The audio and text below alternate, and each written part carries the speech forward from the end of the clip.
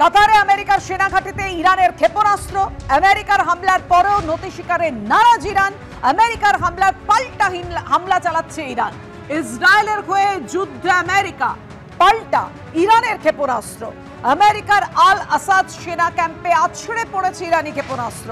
আমেরিকার সেনা ক্যাম্পে অন্তত 6টি ইরানি ক্ষেপণাস্ত্র হানা। কাতারে আমেরিকার ওপর হামলা, দোহাতেও বিস্ফোরণ। এপি সূত্রে এমনটাই খবর।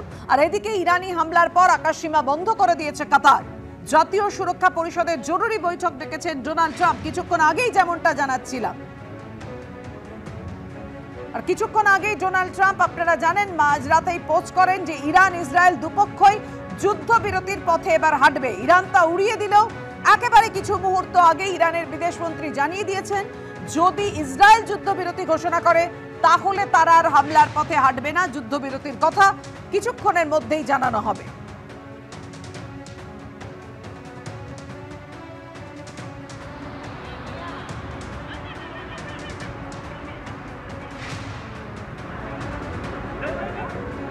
ট্রাম্পের যুদ্ধবিরতির ঘোষণার পর হামলা থামানোর ঘোষণা ইরানের। প্রথমে আমেরিকার যুদ্ধবিরতির ঘোষণা খারিজ করেও পরে সুর নরম করল ইরান। ইসরায়েল প্রথমে ইরানের বিরুদ্ধে যুদ্ধ শুরু করেছে, এখনো যুদ্ধবিরতির কোনো চুক্তি হয়নি। ইসরায়েল আগ্রাসন থামালে আমরাও আর হামলা চালাবো না, তবে যুদ্ধবিরতি নিয়ে চূড়ান্ত সিদ্ধান্ত পরে হবে, এমনই পোস্ট করেছেন ইরানের বিদেশমন্ত্রী সৈয়দ আব্বাস আরাগচি। গভীর রাতে ইসরায়েল ইরান যুদ্ধবিরতির ঘোষণা করেন ট্রাম্প, যদিও সেই ঘোষণা উড়িয়ে দিয়ে ইরান দাবি করে এখনই তারা সে পথে হাঁটছে না।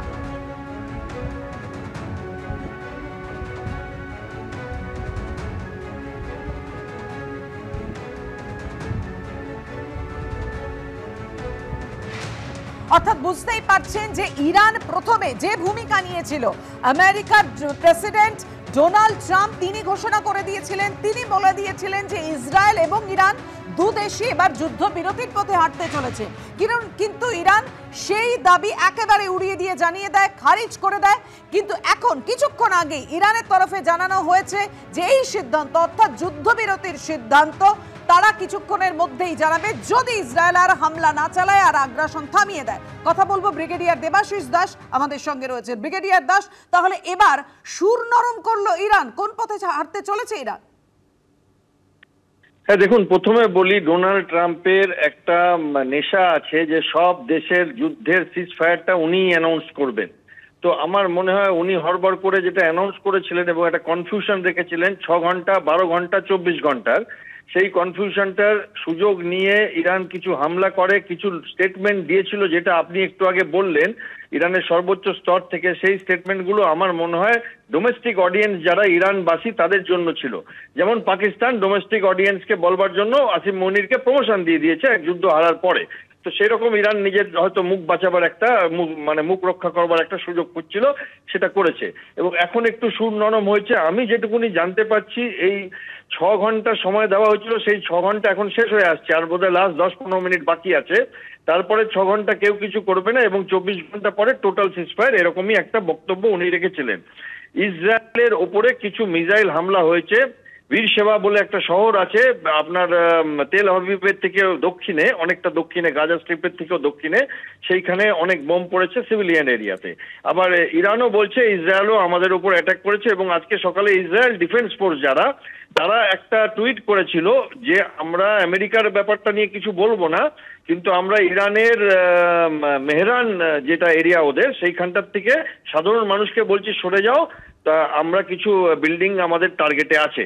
তো ফলে আমার মনে হয় এই যে 6 ঘন্টার একটা জানলা দিয়ে রেখেছিলেন ট্রাম্প নিজে, যে তোমরা যা ইচ্ছে করতে পারো, মানে এই বলে যে অপারেশনগুলো চলছে সেগুলো গুটাতে সময় দিয়েছিলেন।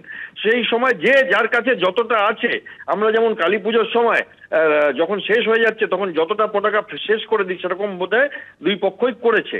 এবং আমার মনে হয় আলটিমেটলি সিজফায়ারটা কার্যকরী হবে।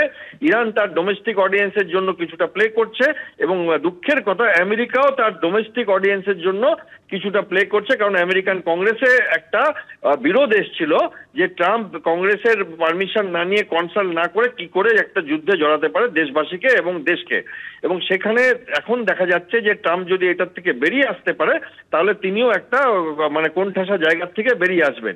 এবং ইরানও একটা জায়গা চাইছে মুখ রক্ষার, এবং সেটা মনে হয় দেওয়া হয়েছে। কারণ আপনি যদি গতকালের প্রথম টুইটটা দেখেন, ট্রাম্প বলেছিল যে আমাদের উপর অ্যাটাক হয়েছে, কিন্তু অনেক ধন্যবাদ, এরা আমাদের আগেই জানিয়ে দিয়েছিল, আমরা সবকিছু সরিয়ে দিচ্ছি, কোনো ক্ষয়ক্ষতি হয়নি, 12টা মিসাইল এসেছিল, 12টাকেই আমরা উপরে ধ্বংস করেছি, আর একটা মিসাইল আমাদের দিকে আসছিল না, ওটাকে আমরা ছেড়ে দিয়েছি।